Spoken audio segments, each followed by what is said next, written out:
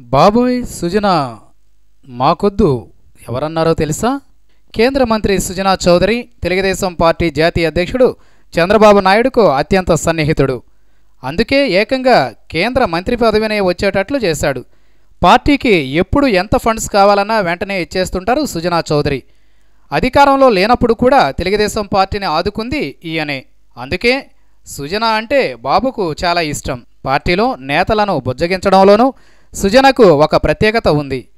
అందుకే ఎవరైనా ఎప్పుడైనా అలిగితే వెంటనే సుజన రంగంలోకి దిగుతారు. కానీ ఈసారి సుజనా చౌదరికి పెద్ద చిక్కొచ్చి పడింది. అదే కేంద్ర మంత్రి పదవి పోవడం. అసలు సుజనాను ఆ పదవి నుంచి తొలగించాల్సినంత అవసరం ఎందుకు వచ్చిందంటారు?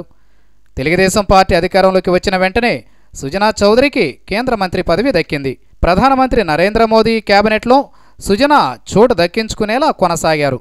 కేంద్ర మంత్రి పదవి ఎప్పుడు వచ్చిందో అప్పటి నుంచి ఇక సుజన బ్యాంకులకు డబ్బులను ఎగవేత ప్రారంభించారు. 1-2 కాదు, కోట్ల రూపాయల డబ్బులను సుజనా చౌదరి ఎగ్గొట్టడానికి ప్రయత్నిస్తున్నారు.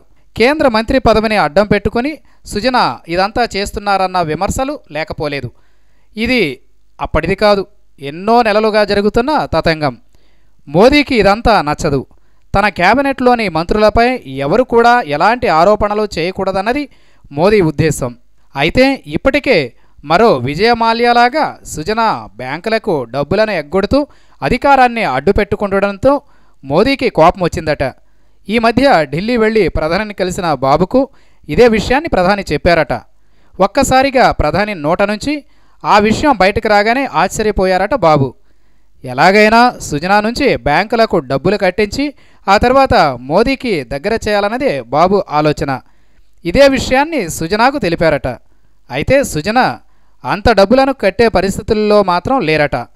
మొత్తం మీద ఈ వ్యవహారాన్ని ప్రస్తుతం అమిత్ షానే డీల్ చేస్తున్నారట. సుజనా వ్యవహారాన్ని త్వరగా చక్కదిద్దమని బాబుకు ఎప్పటికప్పుడు అమిత్ షా గుర్తు చేస్తున్నారట.